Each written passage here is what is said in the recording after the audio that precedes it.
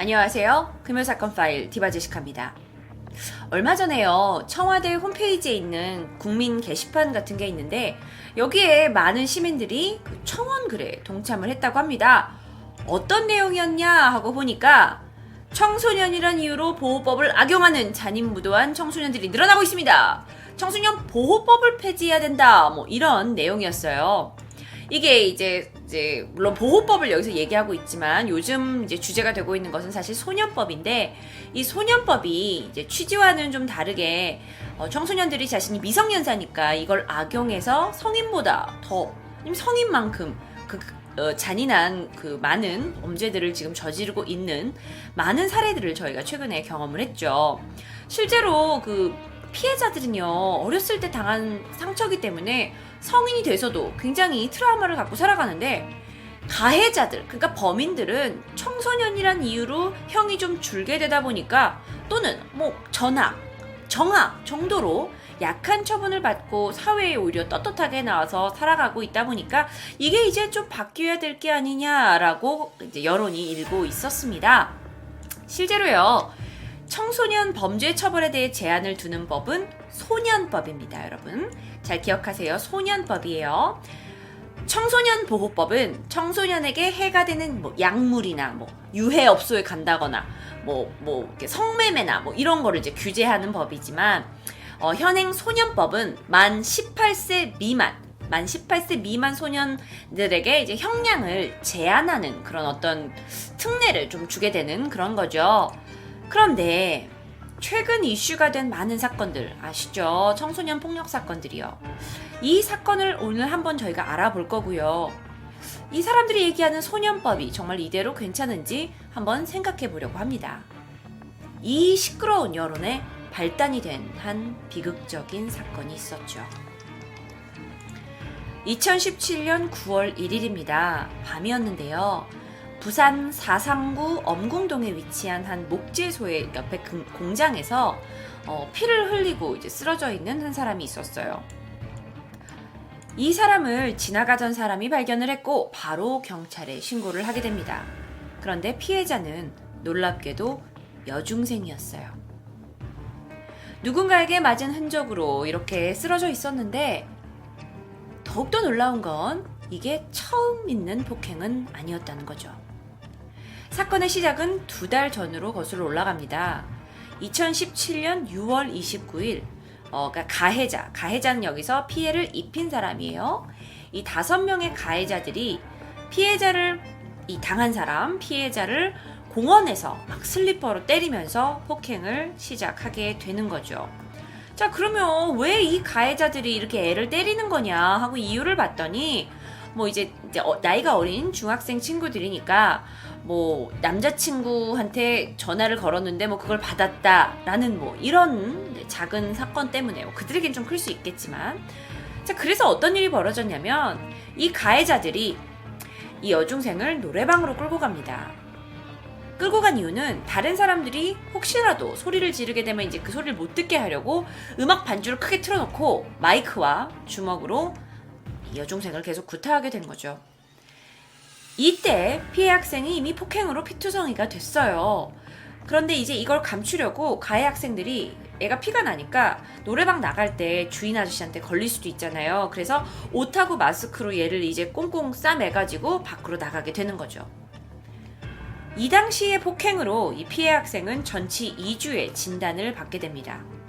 그리고 경찰에 신고를 하게 돼요. 그런데 얼굴이 너무 부은 상태였고 제대로 진술을 못했고 그러면서 이제 여학생이 연락을 좀 끊게 되면서 수사가 사실 좀 흐지부지 됐던 모양이에요. 그런데 2번째 일어난 폭력은 야, 너 우리 신고했어? 하는 이 신고에 대한 보복성 폭행으로 보여진다고 합니다. 사실 이 친구들이 계속 이 아이한테 야, 신고하면 우리가 모를 줄 알아? 너 잡히면 죽는다? 하는 협박의 글들을 이제 메시지를 보냈다고 해요. 그래서 이들이 이제 나를 잡고 피해자의 친구를 이용해서 영화를 보러 가자면서 그 피해자를 집 밖으로 유인합니다. 그래서 피해자가 이제 패스트푸드점에서 막 이렇게 친구랑 영화를 보고 이제 나를 즐기려고 음식을 먹고 있었어요. 그런데 갑자기 그 5명의 가해자들이 들이닥치게 되는 거죠. 사실 패스트푸드점이라고 하면 사람이 많은 곳이잖아요. 그런데 이 친구들이 이제 그녀를 끌고 인적이 드문 공장지대로 데려가게 되는 거죠. 자, 이게 실제 그 데려가게 되는 장면의 CCTV의 캡처본입니다. 사실 뭐 이렇게 좀 과격하게 끌고 갔던 모양이에요. 그래서 목격하신 분들이 상당히 많았음에도 불구하고 수군대기만 하고 뭐 누가 직접 도와주거나 신고한 사람은 당시엔 아무도 없었다고 합니다. 그 당시에 현장이 CCTV로 남아있는데 잠깐 보고 가실게요. 부산 여중생 폭행 사건 피해자가 가해자 손에 공장으로 끌려가는 모습입니다. 가해 여학생들은 큰 길가인데도 주변 시선은 아랑곳 없이 주먹을 휘두릅니다. 이런 모습을 보고 당시 주변에 있던 어른들이 나무랐지만 끌려가는 걸 나서서 막거나 경찰에 신고한 사람은 없었습니다. 때마침 이들이 들어간 골목길을 경찰 순찰차가 지나갑니다. 피해 여학생은 순찰차를 보고 잠시 안도했지만 아무런 조치가 없었습니다. 자, 이게 이날의 영상입니다. 2017년 9월 1일이었어요. 저녁 8시 30분이었죠. 이 공장지대에서 가해자들의 폭행이 시작됩니다. 현장에는 1차 폭행에 가담했던 2명을 포함해서 총 5명이 있었어요. 그 2명의 가해자들이 이 폭행을 주도하게 됐고, 한 명은 말리려고 했지만 너 말리면 똑같이 당한다 라는 이 위협에 결국은 말리지 못했다고 합니다. 나머지 2명은 처음에는 폭행에 가담하지 않은 것으로 알려졌지만 결국에는 함께 참여하고 또 공포 분위기를 조성했다고 해요. 이 사건은 남아있는 이런 캡처 사진이 굉장히 많은데요. 이게 이제 당시의 그 CCTV 화면입니다. 이제 어떤 이들은 망을 보고 어떤 이들은 폭행에 가담을 했어요. 근데 특히 공장지대였기 때문에 주변에 이제 널브러진 철골 자재 또는 소주병, 벽돌, 쇠파이프, 그리고 의자, 진짜 눈에 보이는 거 닥치는 대로 이걸 사용해서 폭행을 했고요. 칼도 사용했다고 합니다. 그리고 이제 그 우리가 소위 담배빵이라고 그러죠. 그래서 이렇게 담배로 살을 지지는 행위를 얘기를 하는데요. 그런 걸 몸에 이제 남기게 되고 여러 가지 이제 잔인한 짓을 이제 하게 된 거죠. 이게 얼마나 지속이 됐냐? 아이를 이렇게 한 군데다가 두고 5 아이들이 이렇게 폭행을 저지른 게 무려 1시간 40분이나 진행이 됐습니다. 정말 무자비하죠. 결국 아이는 어떻게 됐냐면요. 입 안과 뒷머리 피부가 찢어지게 되면서 온몸에 피가 흘러내리게 됩니다. 근데 이게 다가 아니었어요. 가해자들은 이 피해자에게 이제 무릎을 꿇게 만들어요. 그리고 나서 그 모습을 사진을 찍습니다. 상상을 해보시면 어떤 모습이에요? 지금 온몸에 피가 묻어있는 모습인데 그걸 사진으로 찍게 된 거죠. 사실 경찰이 나중에 입수한 이 폭행 현장의 녹취록에 따르면요. 야, 피냄새 좋다. 더 때리자. 그리고 나서 이제 폭행을 가하고 피가 막 튀니까 아씨 더럽게 피가 튀고 씨 하면서 폭행을 좀 가했다고 해요. 아무리 어린 친구들이라고 하지만 좀 너무한 게 아닌가라는 생각이 들기도 합니다. 게다가 이제 이 어린 친구들이 상상할 수 없는 이야기들이 나오는데 남자를 부를 테니 네가 성관계를 하게 되면 풀어주겠다라는 얘기도 했다고 해요. 그런 녹취록이 전해진다고 해요. 이런 폭행 중에 이제 피해자가 의식을 잃게 됩니다. 그런데 여기에 가해 학생들이 차라리 기억 못하게 아예 더 때리자 하면서 추가 폭행을 하게 되고, 어떤 대화에서는 뭐 어차피 살인 미수인데 뭐 하는 자신의 죄들을 이렇게 정확하게 죄명을 얘기하는 것까지 녹취록에 있었다고 해요. 중학생들이 이런 얘기를 했다는 게 정말 믿어지지가 않습니다. 그렇게 구타가 이뤄지고 1시간 40분 이후에 가해자들은 마치 자랑이라도 하듯 한 선배에게 그러니까 피범벅이 돼서 무릎을 꿇고 있는 이 피해자의 사진을 보내게 됩니다. 이게 이제 이슈가 됐죠. 자, 바로 이 문제의 그 메시지인데요. 이 사진을 이제 본 선배가 굉장히 이건 보통 일이 아니라고 생각을 했는지 뭐 이런 이제 욕설도 있고 하면서 이걸 그 인터넷에 올리게 되나 그래요. 그래서 그 인터넷에 올려가지고 이게 이제 일파만파 커뮤니티를 통해서 다 퍼지게 되는 거죠. 그러면서 이제 이게 결국 경찰에까지 넘어갑니다.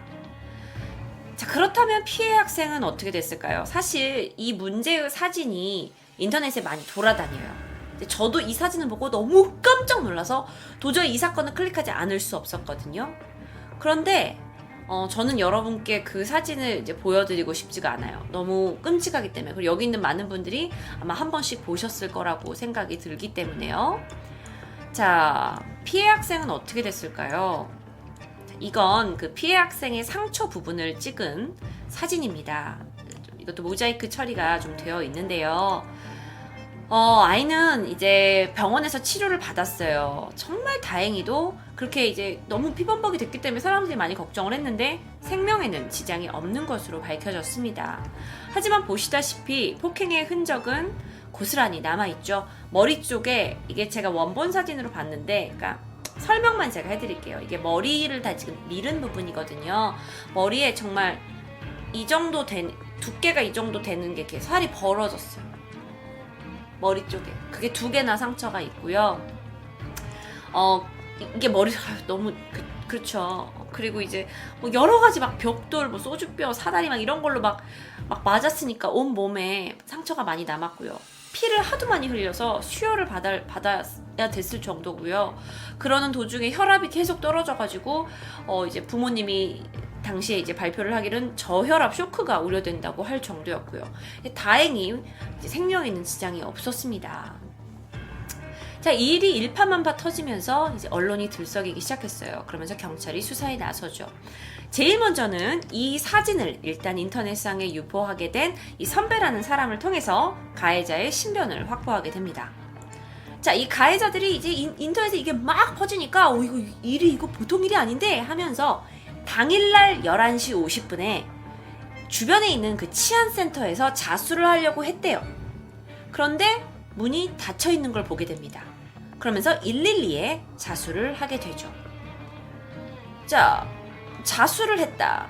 그러면서 이제 그녀들이 했던 얘기가 내가 내 죄값을 달게 받겠다라고 하는데, 나중에 밝혀진 바에 의하면 이 행동조차도 다 자신들이 이제 알아보고, 야, 이거 이렇게 일 커졌으니까 지금 우리가 자수를 하는 게 나중에 우리가 형을 받더라도 형이 줄 수 있는, 감형 될 수 있는 기회가 있다라는 게 드러났다고 해요.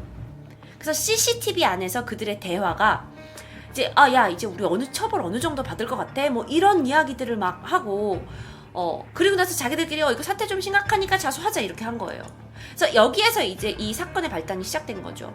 정말 우리가 생각했던 건 청소년 아이들이 뭣도 모르고 범행을 저질렀기 때문에 우리는 그것에 대해서 어느 정도 아직 미성숙하니까 좀 봐줘야 된다라고 생각을 했던 건데, 사실 요즘 아이들은 이런 범죄를 저지른 이 아이는 더 나아가서 생각을 하고 있었다는 거예요. 자, 게다가 가해자 중 2명은 이미 절도 그리고 상해로 보호 관찰 중인 상태였고요. 다른 사건 때문에 소년부 재판 중에도 있었고요. 그래서 이들은 분명 자수와 감형에 대한 부분이 익숙했던 부분일 수 있다는 거예요. 자, 그런데 여기서 중요한 건 또 증거였습니다. 그래서 증거가 있었나? 가해자들은 자수를 하긴 했어요. 근데 증거는 이제 은폐하기 위해서 범행 사진을 핸드폰에서 삭제했다고 해요. 근데 이에 대해서는 제가 알려진 바에 의하면 경찰에서 디지털 복원을 하겠다고 했고요. 또 다른 증거로, 제가 이 증거 보면서 가슴이 너무 아팠는데 바로 이 신발이에요. 한 가해자의 운동화 한 켤레가 오른쪽만 빨갛게 피로 물들어 있었죠. 그날의 잔혹했던 현장을 저희가 어느 정도 가늠할 수 있을 것 같습니다. 자, 그러면 가해 아이들은 어떻게 되었을까요? 이 부산 여중생 폭행 사건에 가담했던 아이들 5명 중에 1차와 2차 폭행을 주도한 가해자 A양과 B양은 구속 수사를 진행하려고 했죠. 근데 사실 이건 좀 이례적인 일이었다고 해요. 왜냐면 뭐 이렇게 청소년의 폭력 이런 일이 있어서 막 이렇게 구속까지 되고 이러진 않는가 봐요. 보통 훈방 조치가 되거나 뭐 가족 간에 합의가 되고 이러긴 하는데, 이게 워낙 이제 이 사건이 발단이 된 만큼 인터넷이고 언론에 크게 퍼진 거예요. 그리고 이제 나머지 아이들은 불구속 수사가 진행이 됐다고 합니다. A양은 9월 11일에 구속영장이 발부됐고 B양도 9월 15일에 구속영장이 발부돼서 유치장에 갔어요. 그런데 이제 이 5명의 아이들 중에 1명은 만 14세가 되지 않았습니다. 그래서 그 아이는 가정법원으로 넘어갔어요. 가정법원으로 넘어갔다는 건 이제 이 여중생이 보통 소년원에 위탁되거나 보호관찰 처분만 받게 됩니다. 무슨 얘기냐면 형이 더 줄어들게 된다는 거죠. 나이가 어렸다는 것 때문에. 그러니까 15세면 형을 이만큼 받고 14세면 이만큼 받는 거예요. 그리고 또 소년원에 갔다 와도 전과가 남지 않고요. 또 죄질에 따라서 가정법으로 넘어가서 그냥 소년 재판을 받거나 그렇다고 해요. 아직 사실 이들이 어떠한 처벌을 받을지는 시간이 좀 지나고 저희가 지켜봐야 합니다. 자, 그렇다면 여기에 대해 여러분의 생각은 어떠신가요? 이제 이 사건을 기본으로 사람들이 여태 우리 청소년 범죄에 대한 이 처벌 우리 괜찮은 거야? 라고 생각하기 시작했어요. 그러면서 여기에 대해 불만을 쌓여가던 여론이 폭발하기 시작했죠. 그래서 청소년이 저지른 범죄라도 강력하게 처벌해서 경각심을 줘야 되는 거 아니냐라는 주장이 빗발치기 시작합니다. 그래서 막 이제 네티즌들이 막 분노하기 시작했어요. 그래서 이 가해자의 실명, 학교까지 막 찾아내서 막 인터넷에 퍼뜨리고 막 했죠. 제가 초반에 말씀드렸다시피 이제 많은 사람들이 이제 청와대에다가 막 청원을 올렸잖아요. 근데 그거는 이틀 만에 6만 명 이상, 그리고 3일 만에 17만 명이 넘는 사람들이 참여를 했고요. 그래서 요즘 소년법 폐지 이 이야기가 되게 화두가 되고 있는데, 사실 이 사건은 청소년 범죄의 심각성을 알게 된 불시에 불과했다고 해요. 이 사건 이후에 전국 각지에서 피해자들이 속속 나오고 있습니다. 이 2부에서 이어지는 사건들 또한 아주 충격적이죠.